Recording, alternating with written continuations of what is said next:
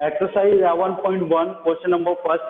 कल ही हमने बेटा कंप्लीट एक्सरसाइज करी थी, लेकिन इसके जस्टिफिकेशन रह गए थे क्वेश्चन नंबर फर्स्ट, सेकंड और लास्ट क्वेश्चन का। तो आज वो जस्टिफिकेशन करते हैं। सबसे पहले एक्सरसाइज है आपकी 11.1 क्वेश्चन नंबर 1। 90 डिग्री के एंगल का हमें जस्टिफिकेशन करना है। जिस तरह से हमने 90 का एंगल बनाया था,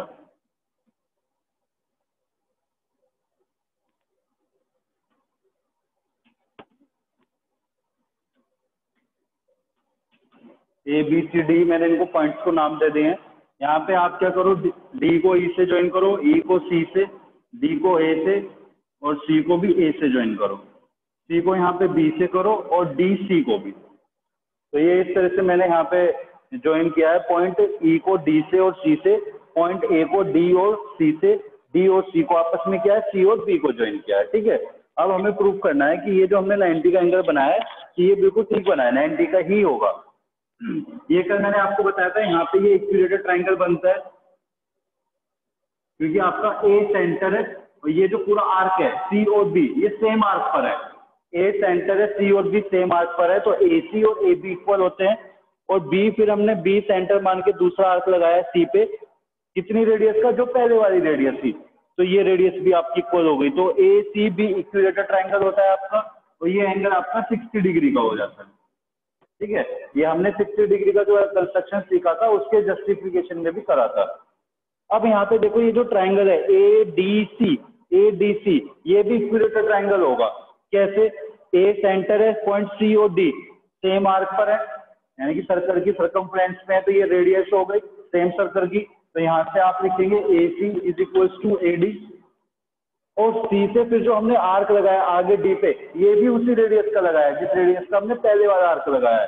तो यहाँ से ये इक्वल होगा सी डी के।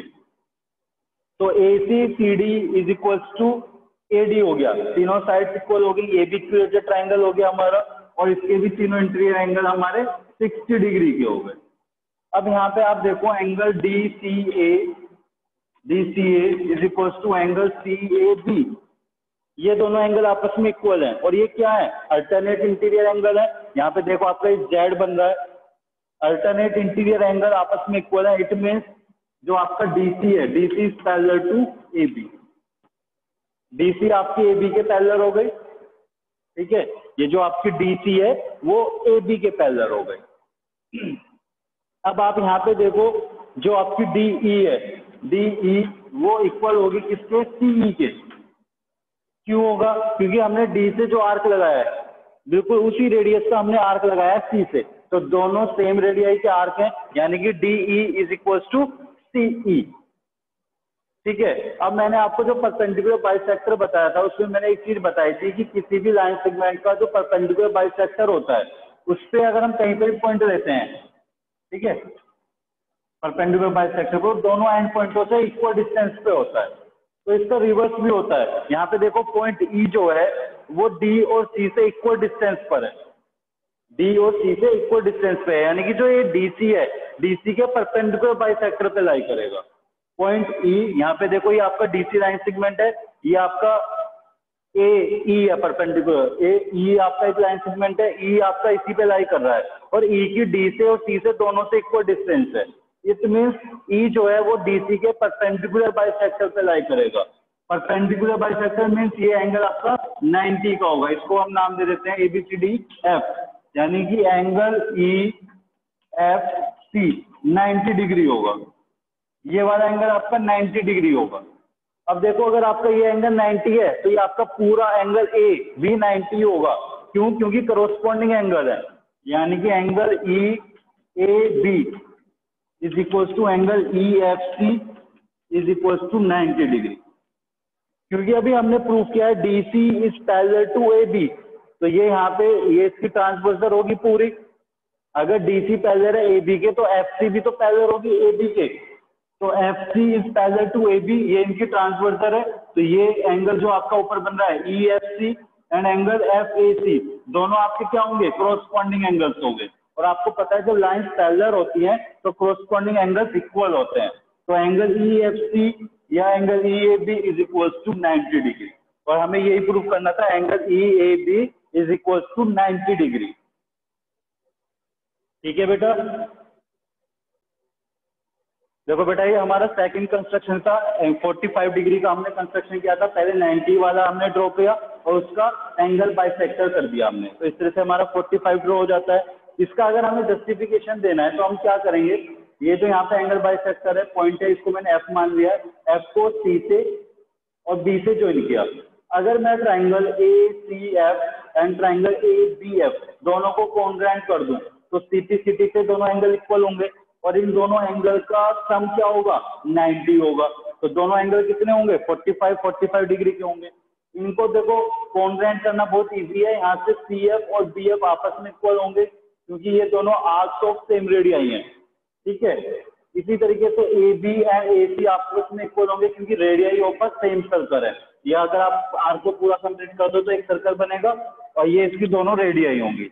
ए एफ आपकी कॉमन है तो ट्रिपल एस से दोनों ट्राइंगल कॉन्ग्रुएंट हो गए, सीटी सीटी से दोनों एंगल आपके इक्वल हो गए और दोनों का सम 90 है, दोनों एंगल इक्वल हैं। तो दोनों कितने डिग्री के होंगे, 45 डिग्री के। ठीक है, थर्ड वाले का जस्टिफिकेशन करते हैं। क्वेश्चन नंबर 5 जो था हमारा, जिसमें हमने इक्विलेटरल ट्राइंगल ड्रॉ करा था।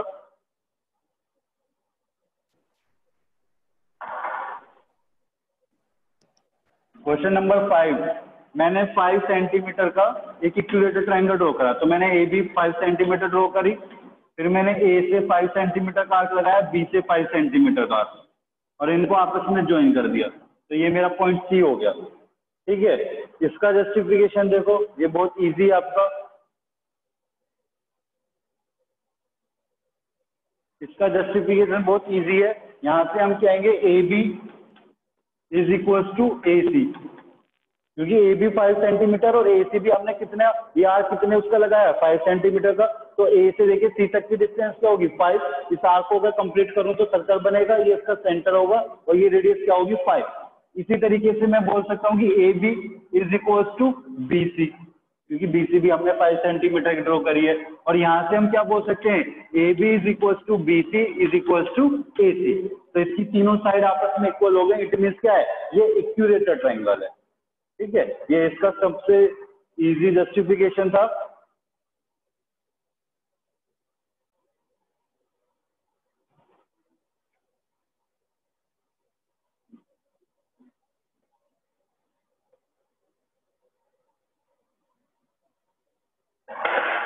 देखो बेटा, हमारा कल फर्स्ट कंस्ट्रक्शन हमने एक सीखा था, हमें ट्राइंगल बनाना था जिसका हमें बेस गिवन था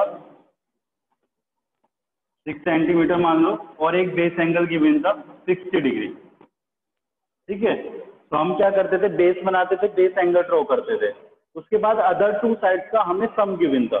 तो सम के इक्वल में एक आर्क लगाता था, यहाँ पे पॉइंट डी बोल दिया उसको, और डी को बी से ज्वाइन करता था। फिर क्या करते थे हम, डी बी का परपेंडिकुलर बाइसेक्टर करते थे।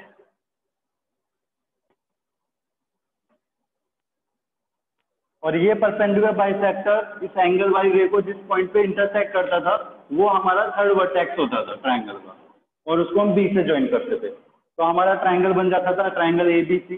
अब हमें इसका जस्टिफिकेशन देखना है। तो जस्टिफिकेशन में देखो मुझे क्या प्रूफ करना है, पहले ये समझो।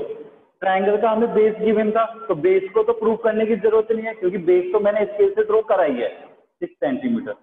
बेस एंगल का जस्टिफिकेशन प्रूफ करने की जरूरत नहीं है क्योंकि बेस एंगल भी मैंने कंस्ट्रक्शन से ड्रॉ किया है और उनके जस्टिफिकेशन हम पहले पढ़ चुके हैं। जैसे मैंने 60 का बनाया तो ये 60 क्यों बनता है, ये जस्टिफिकेशन हम सीख चुके हैं। अब मुझे प्रूफ क्या करना है, मुझे ये प्रूफ करना है कि जो ये अदर 2 साइड्स का सम था, यानी कि ए सी और बी सी, ये तो है अदर 2 साइड्स, ए सी और बी सी का जो सम था वो सम किसके इक्वल होना चाहिए, ए डी के। वो सम आपका एडी के इक्वल होना चाहिए क्योंकि उन सम के एसी और बीसी के सम के इक्वल मैंने आर्क लगाया था एडी। सपोज करो क्वेश्चन में एसी और बीसी का सम 8 सेंटीमीटर दिया है तो मैंने पॉइंट ए से 8 सेंटीमीटर का आर्क लगाया था, यानी कि एडी आपकी 8 सेंटीमीटर हो गई।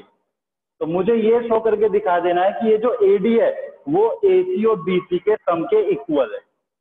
ठीक है, पहली बात तो ये कि हमें क्या करना है। अब देखो कैसे करेंगे। यहाँ पे देखो ये जो बी डी है इसका परपेंडिकुलर बाइसेक्टर है ये, और इसके परपेंडिकुलर बाइसेक्टर पे पॉइंट सी लाई कर रहा है।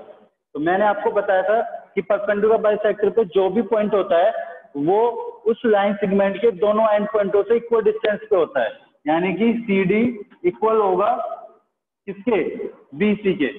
और इसका रीजन आप लिखेंगे क्योंकि because C lies on the perpendicular bisector of B D. C जो है वो बी डी के परपेंडिकुलर बाइसेक्टर पे लाई कर रहा है, इसलिए वो बी और डी से इक्वल डिस्टेंस पे होगा। ठीक है। अब जो आपका ए सी है, ए सी को मैं क्या लिख सकता हूँ, ए सी को लिख सकता हूँ